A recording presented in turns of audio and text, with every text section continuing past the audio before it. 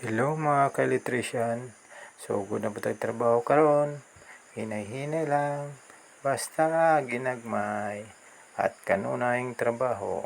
Yan. Magtaod-taog outlet og suga mga ka-electrician. Yan na. Mag-splice ta sa square box. Yan na mga ka-electrician. Don't forget like and share sa video.